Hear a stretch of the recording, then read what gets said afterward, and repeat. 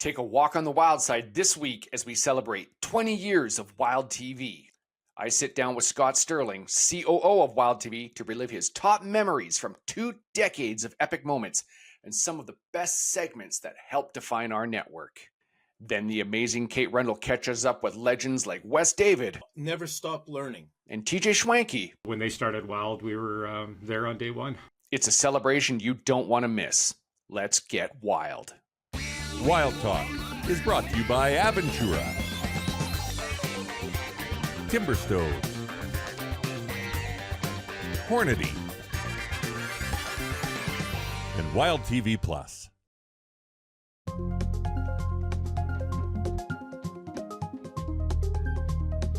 We are back with more Wild Talk. I'm your host, Steve Hamilton.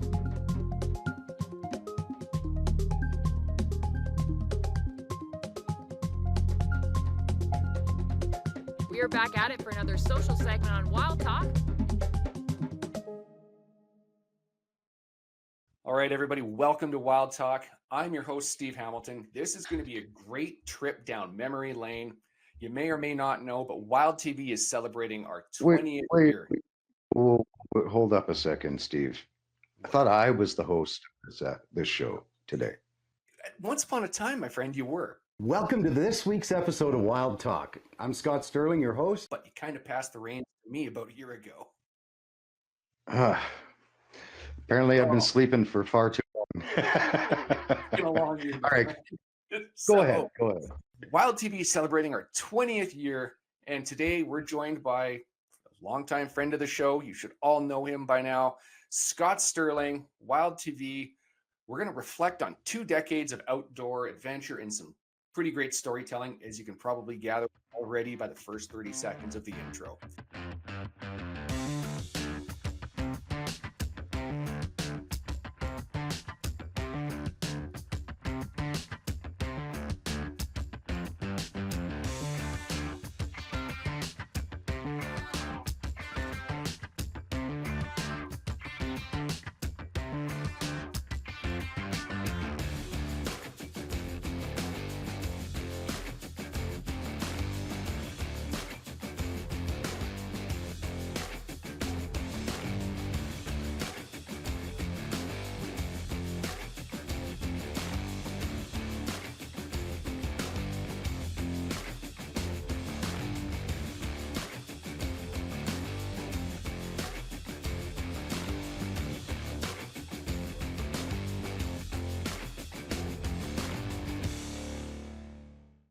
So, Scott, it's incredible to think about how much the network has evolved since its launch. So what are some key milestones that stand out to you as the CEO or COO, Vice President, Chief Cook and Bottle Washer, and everything you've ever done with the network? It's almost been surreal. I think we succeeded a lot in spite of ourselves over the years. I think probably the biggest milestone for me anyways, was actually going to Access Communications in Regina, Saskatchewan. And we had put together this streaming Windows box with a specific kind of output card on it. And we had a little piece of software written for us. And it was literally, you could choose one file at a time into a playlist essentially, and then hit go. So we drove out to Dieter, actually, Ryan's dad, and I drove out to Regina, and we go to install this server, and I get everything hooked up and figure everything's working, and all of a sudden, man, I'll never forget the gentleman's name. His name was Mike Norman. And Mike, if you're out there watching, I'm telling the story about you. So I hit the button to play, and it didn't play. There was nothing coming out. There was all kinds of crazy numbers, and I'm kind of sweating and scratching my head at it, trying to figure out what the problem is. And Dieter's trying to distract Mike in the head end of the cable company, and I'm feverishly working, and I actually had forgotten just to click a button. that locked in the bit rate of the transport stream to go into their equipment. So hit the button, and all of a sudden on his little monitor, up comes picture, and I was elated, right? And then he goes, "But there's no audio, Scott." And I swear, to this day, I swear Mike did this on purpose because he saw me sweating. So I'm going through and I'm thinking, I'm trying to come up with ideas. And I finally just said, man, I said, it's either going to work or it's not. There was audio on these transport streams when we left. So there's got to be audio there now. And I know it was working. So is it something with your equipment, maybe? And very quickly he said, "Oh, looks like the audio cables kind of come unplugged." So he plugged in and off we went. And that was our first time broadcasting in Canada, November the 21st, 2004, on Access Communications in Regina, Saskatchewan. So how did you get involved with Wild from the outset? You've been here since day one. I have. I have. Ryan actually came I'd known Ryan. I used to run a website, a bull hunting website in Canada. I'd done something with him, I think probably a couple of years prior. He asked me to help build him a website. And I said, sure, I can help you build a website. Why not? Got the website up, and he's like, "Hey, Scott, you want to come do this with me?" And I went, yeah, I do. Let's do it. Wow, is that easy?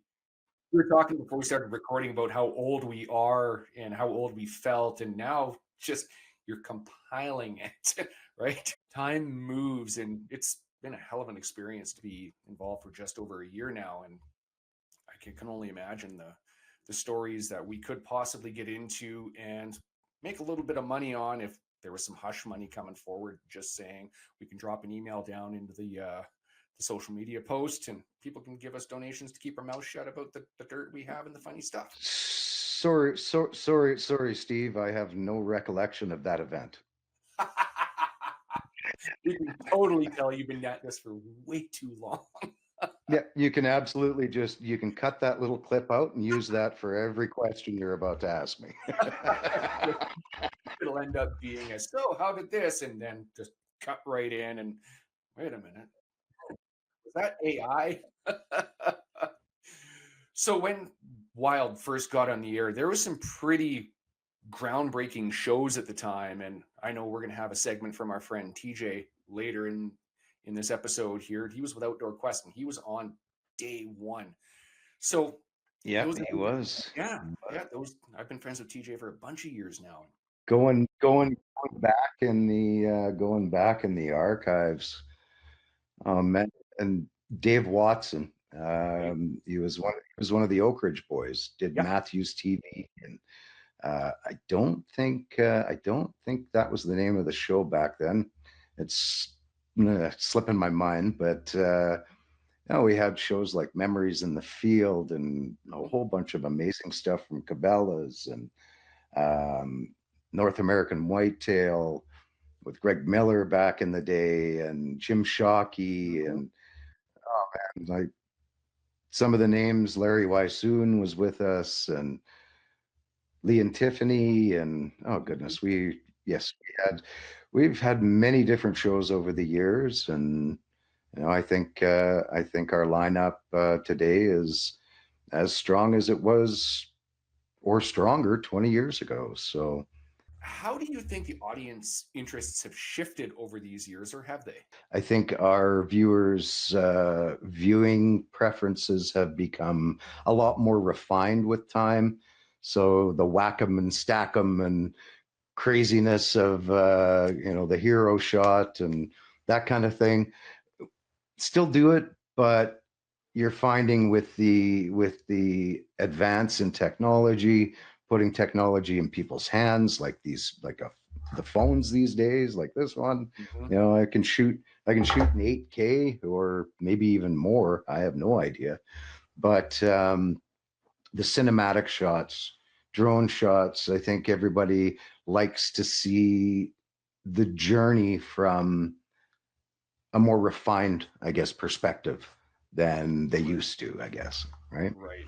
Don't get me wrong. I'm still a fan of the whack 'em and stack 'em stuff, but definitely Hmm. I like the more refined footage, and that's something that we really do concentrate on when we're picking shows to air on Wild TV, is to make sure that they're the best that they can be. They're cinematic. They don't have the couldn't have done this without my beep rifle. Okay, well, it's a gun. It works. Hmm. Awesome. Yeah. Yeah. So It's so good, but you hit the nail on the head. And what I'm finding a lot with the wild content is it's more about the story behind it, of this is my first animal, or I brought somebody new into the fold here, and here's the evolution of how we got to this animal. well, it's interesting, Steve, with you've been hunting as long as I have. Well, probably longer, because I'm pretty sure you're way older than me. You could tell. We had this discussion. Remember, I dye my beard silver just so I Right. look smarter. Right. Is almost find that it's more, well, it is. I find that it's more rewarding to take new hunters and friends and family out hunting and guide them to the animals and help them harvest their first animals. For me, I get such a thrill out of that, even more so than hunting and putting meat in the freezer myself. So it's kind of the evolution of things. It sure is. which makes sense, because you might in this episode see the evolution of Scott, which is rather funny too. So we talked a little bit about technology, but what I really want to know, and I'm sure a lot of our viewers want to know, is how did Wild TV adapt to stay relevant with the changing advent in digital media? Like, there's got to be some sort of things that they did.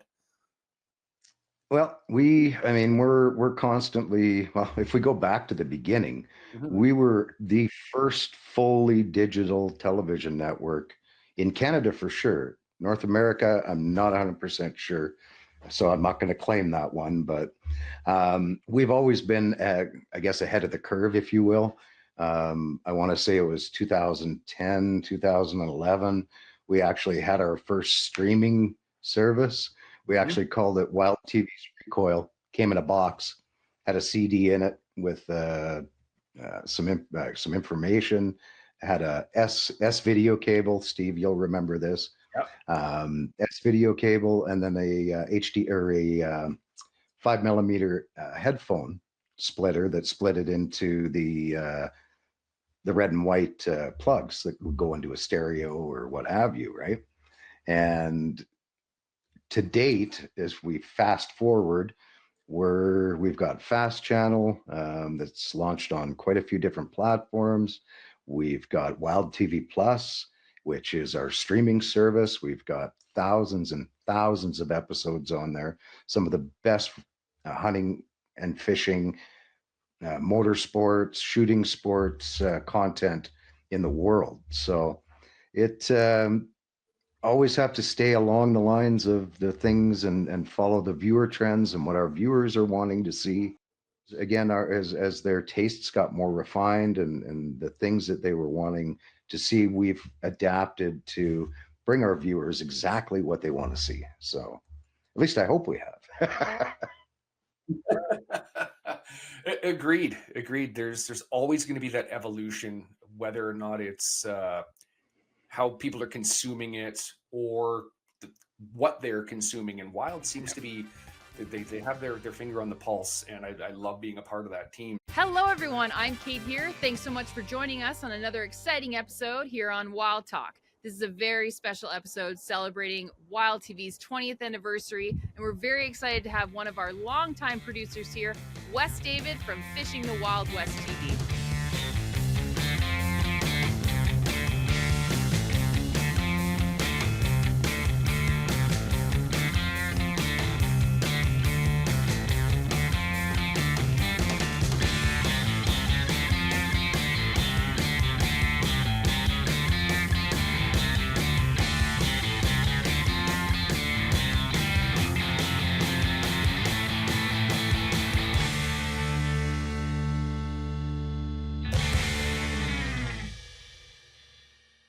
Hi, Wes. Thanks for joining us. Hi, Kay. Thank you for having me. Yeah, I'm excited to be here. Awesome. So let's get right into it, shall we? What made you get involved with Wild TV? How'd you get your start here? It started well before that. Going to tournaments like walleye tournaments, and writing for outdoor magazines, and they kind of grew together. And I don't remember exactly how, or when somebody said, "Have you ever thought of hosting and producing your own TV show?"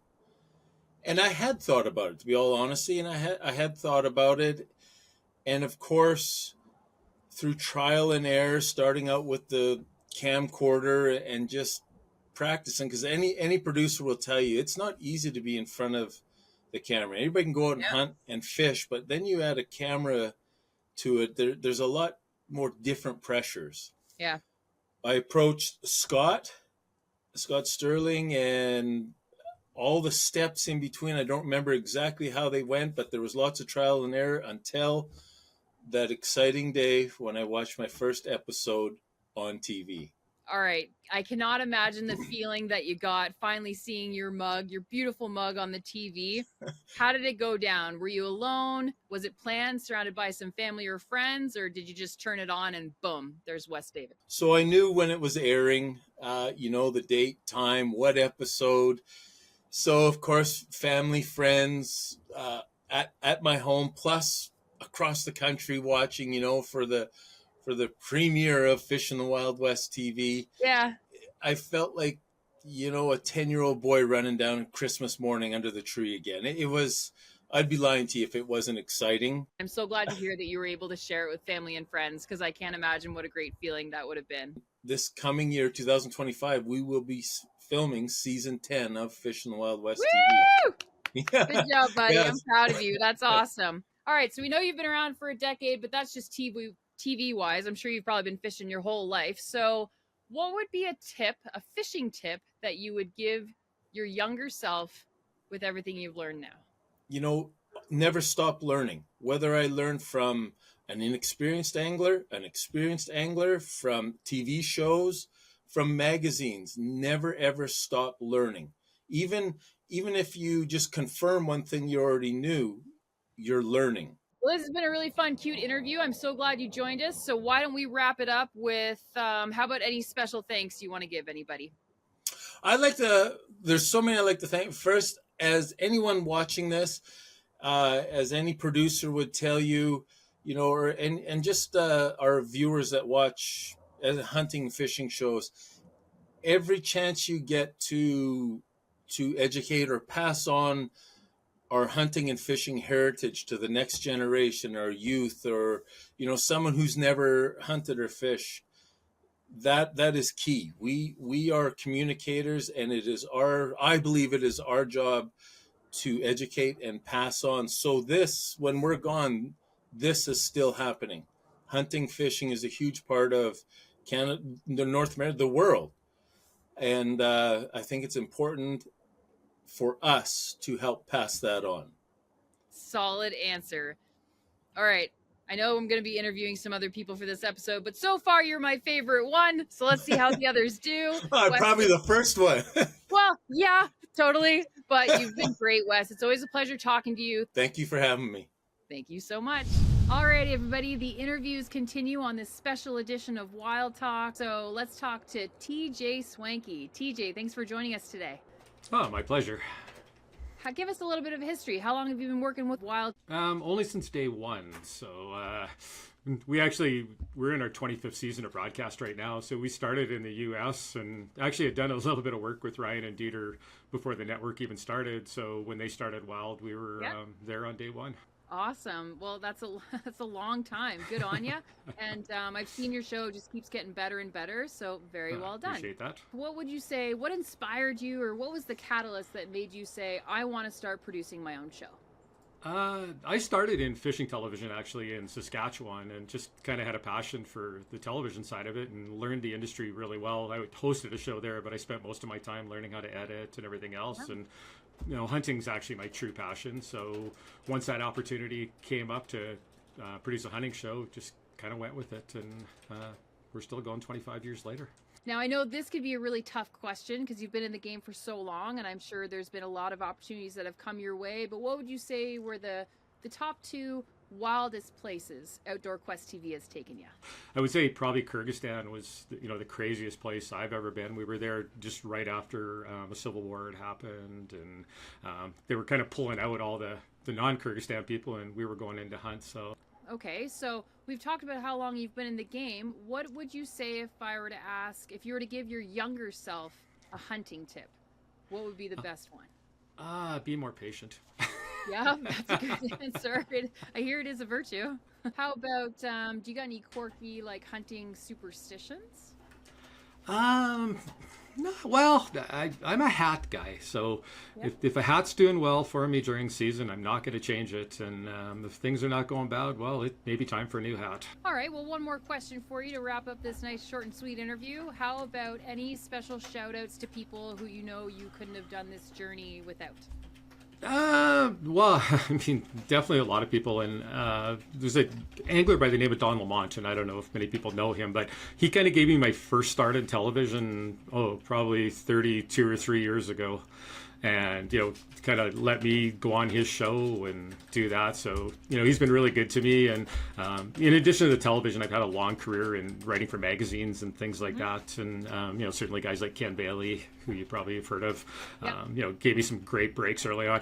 One thing about this industry, you can't do it on your own, and Right. I like to think we've helped a lot of young people come up in the industry, and I'm just kind of paying it back. Awesome. Yeah, it is all about who you know. So I'm glad to hear that you've built so much a community and great relationships along the way. Yeah, exactly. Wonderful. Okay, well, that's a wrap for our interview. Thanks so much for joining us, my dear. Pleasure, and we'll see you next time. Thanks, Kate. Hey, I'm TJ Schwanky. Welcome to Outdoor Quest TV.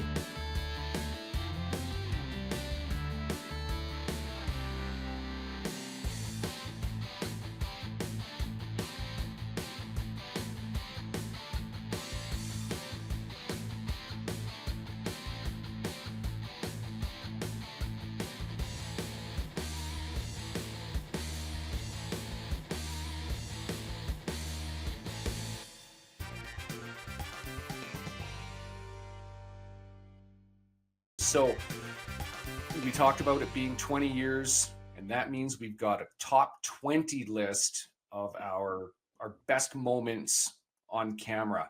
So let's get into some of those for you, Scott. I know you've got a list of 5 that I want to touch on real briefly and let them roll so our viewers can see them. So let's get into number 1, Mitchell's first moose. Who's that, and what did that clip mean to you? Oh man, Mitchell Payment. He's such a great guy. He came to us, oh God, I think he's in season 9 or 10, maybe 8. I'm going off the top of my brain here. So Mitchell, if I'm wrong, I'm sorry.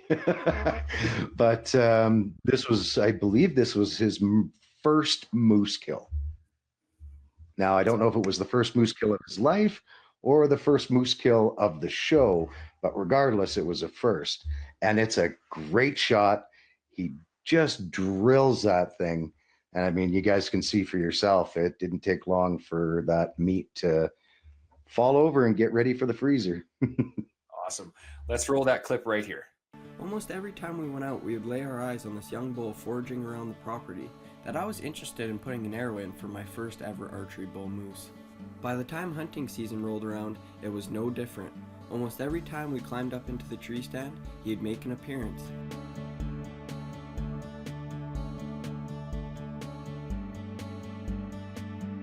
He never quite came into range, but I knew if we put in the time, eventually he was going to slip up. Then on September the 8th, we were up in the tree stand, and I heard my dad say, "Big bull, big bull."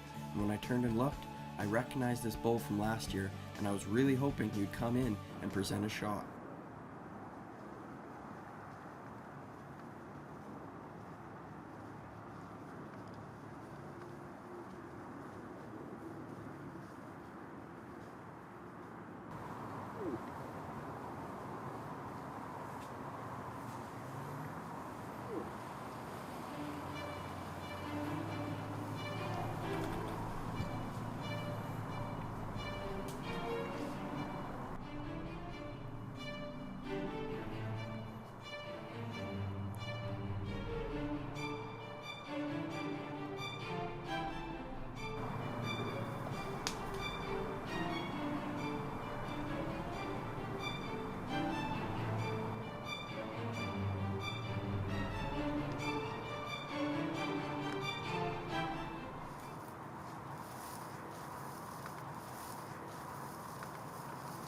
Smoke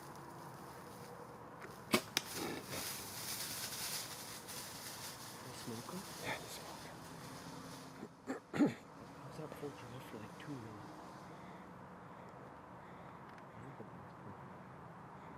He's gonna go down. Is he good?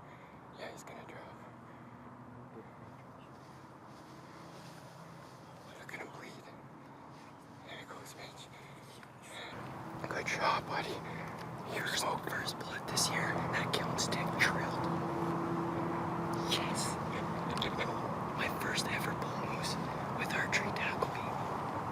That was an incredible shot there. Scott, let's roll into the next one with Caleb's bear. Caleb's live bear. That was great. So we were just starting to play with live feeds on the channel, and we said to everybody, like, guys, if you can get us something, let us know, and we'll try and put it on air like right away. So this is the result. It was our first, I don't know if that was our first thing, but that was right around the time we were just first starting to work on putting live stuff on the channel, on the linear channel. I was trying to coach Caleb during the moment, but he was cool as a cucumber. He had everything under control. He knew which bear that he wanted, and he knew what to do when that moment came up.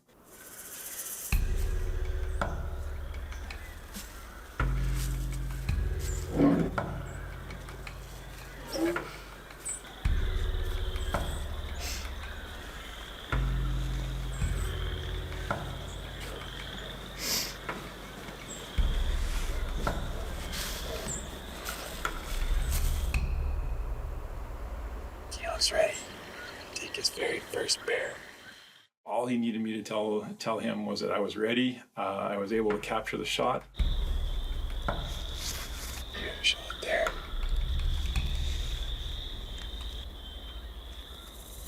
There you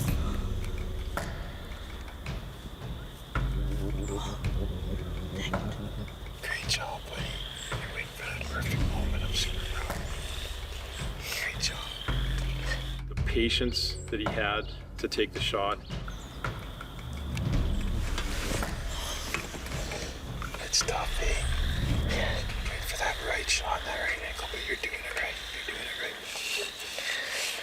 right. Watch this.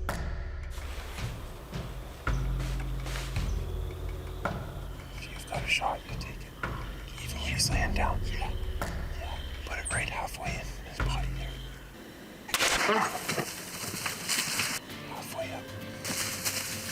Get him. He smoked him. Did you just shoot your first bear? That's so awesome. Do you see your arrow down there? Oh, yes, I do. Climb. Wild TV. And that's it. Check it out. Crazy. This is so crazy.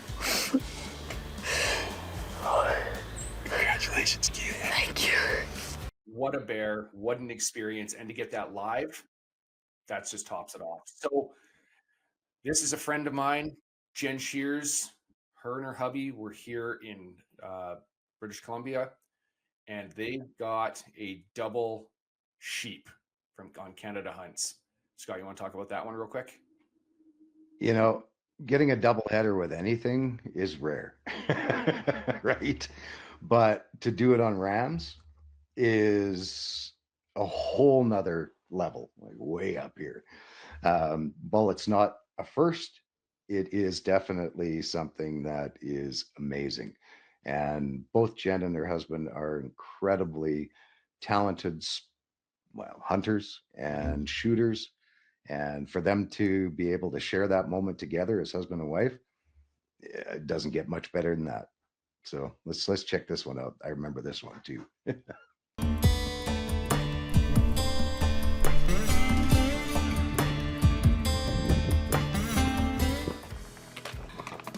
I can't even believe this is happening right now. This does not happen for me. Oh my God! I'm so pumped. I can't even believe it.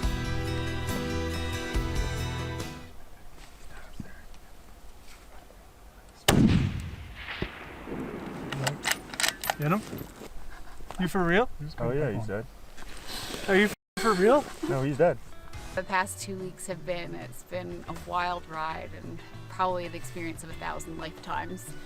We doubled on the same day. Husband and wife doubled same day, but different hunts. Wasn't even like in the same band. It was like a real double. We talked about the emotion of first kills.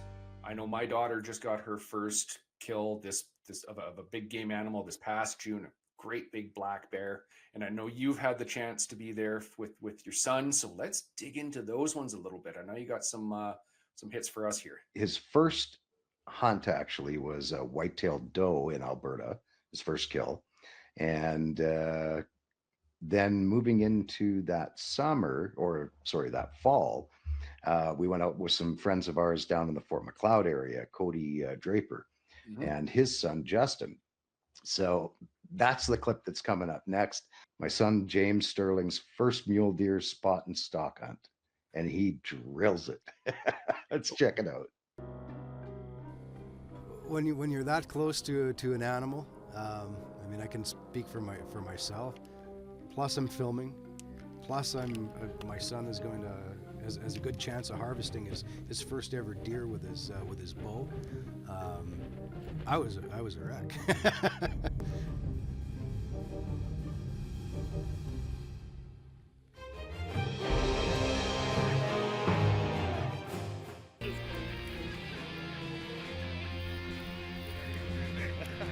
Good job, man. Good job. Where'd he go? Make sure.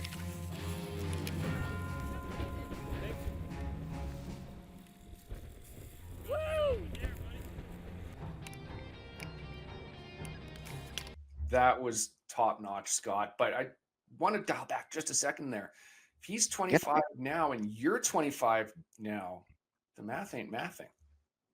Oh, I was only 18 years old when my son was born. Oh, okay. But I thought you're 25 now. Damn, I can't keep up with the lies here. All right, I'm old too. So to roll out your top 5, we've got a special one. You want to take a trip back down memory lane and look younger? This is your Manitoba moose. Oh yeah, that was an amazing hunt. I had a great time on that hunt. I went with Weber's Outfitting. Actually, we went to a lake called Small Lake, Manitoba.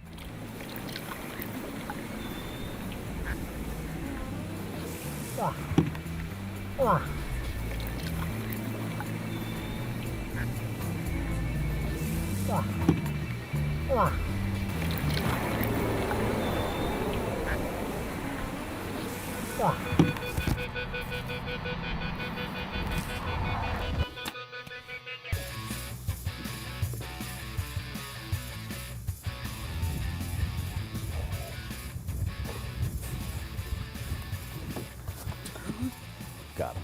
Center punched him. Nice. APA, baby. That was awesome. He's not far. He's like right there. Thank you to our guide Kent. He's been tireless in the pursuit of this moose. It's been 3 days and we hadn't seen anything yet. So this is the icing on the cake. And what an animal! What a moose! We put that whole moose in that little aluminum boat with us, with 3 of us. I think we had maybe 3 inches between the top of the boat and the water. I want to know some of your favorite memories of the Wild TV family going back 20 years. Well, I think one of the funniest memories is Ryan's frosted tips on his hair. I'm sure we can dig a picture up from there. That's for sure. Man, there's so many, man. It's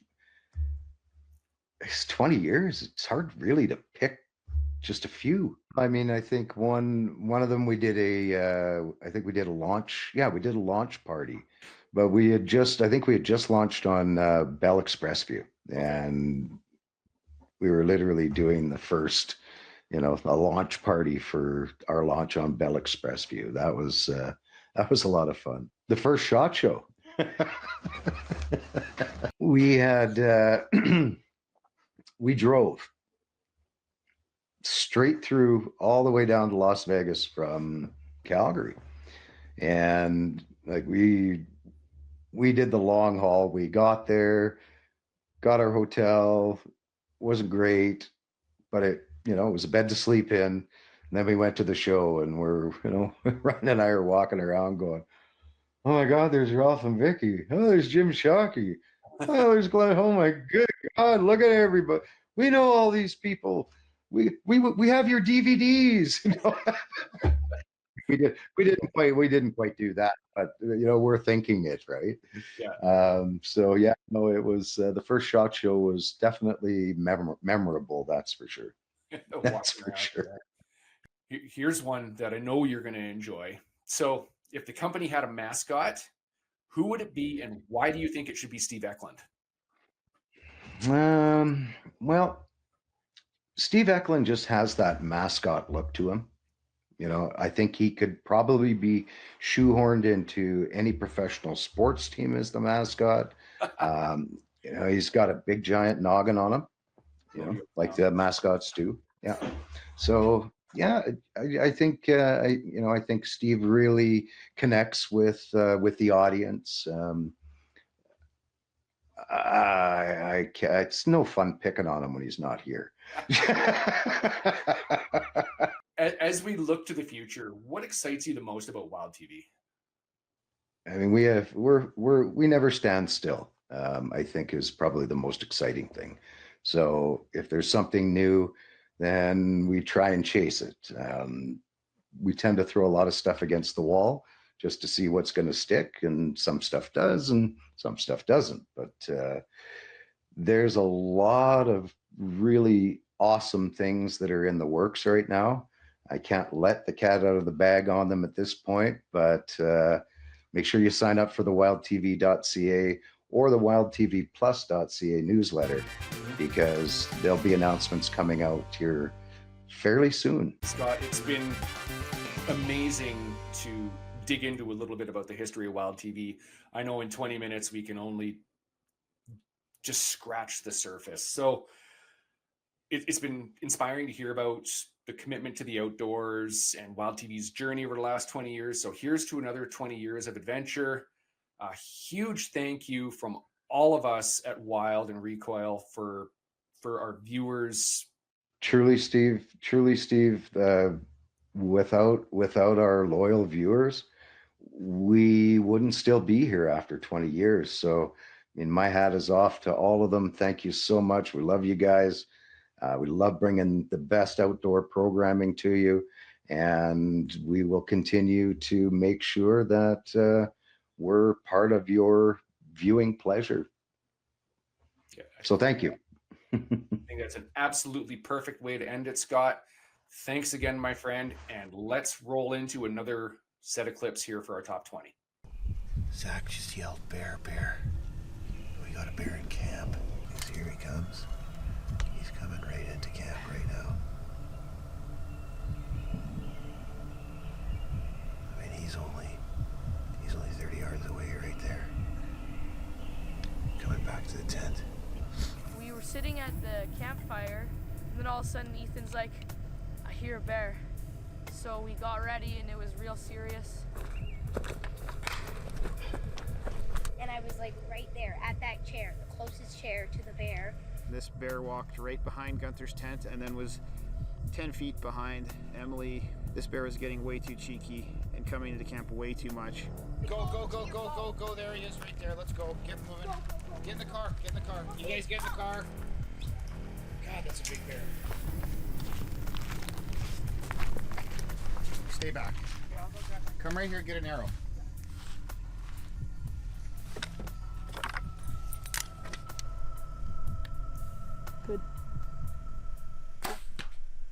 Bear was in our camp a ton of times. Just shot him. Hit him pretty good, probably in the heart. I don't think he's going anywhere fast. We're in a camp here with kids, and it's a big boar, but we don't want to let these animals just run around us like that. It's just not a good idea.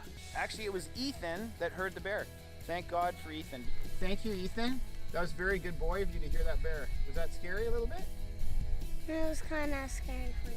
But you know what? Without you, Ethan, we never would have heard the bear. Did you know that? And someone could have died. You're right. It could have been really seriously dangerous, right? So thanks, Ethan. Good boy. It was pretty crazy. It was a really fast moment, and it was just crazy. But that thing could have killed us, so we had to do it. This is the group. This is our group, our bear killing group. Here, everybody put their hands in the middle. We got the bear, yeah!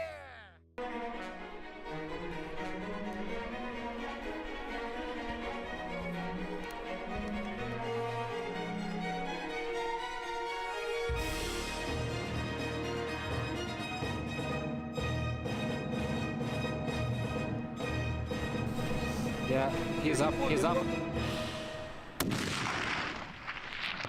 Awesome shot, bud.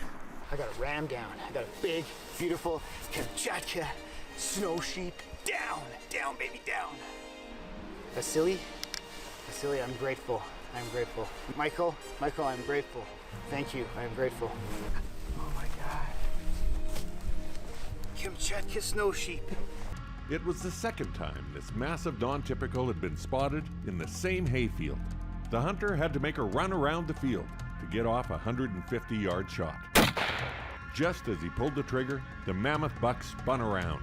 The bullet went dead center and clean through a back kicker tine. Miraculously, the tine didn't break off. There's no kill shot, but we captured incredible video of the biggest whitetail ever seen on Canadian TV. Boone and Crockett scored it at 274 and 0.8.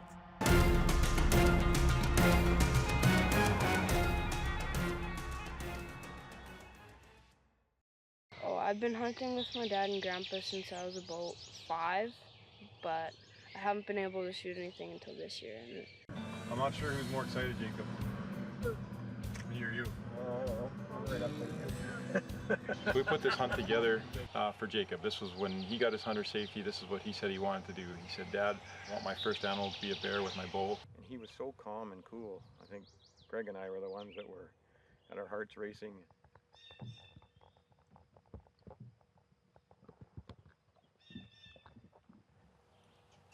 he drew his bow with ease.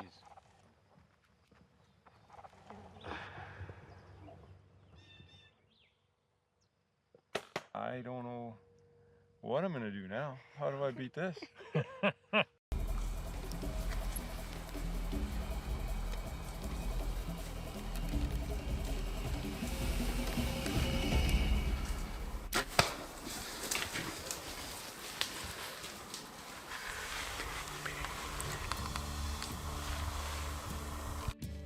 Well, there's my bear.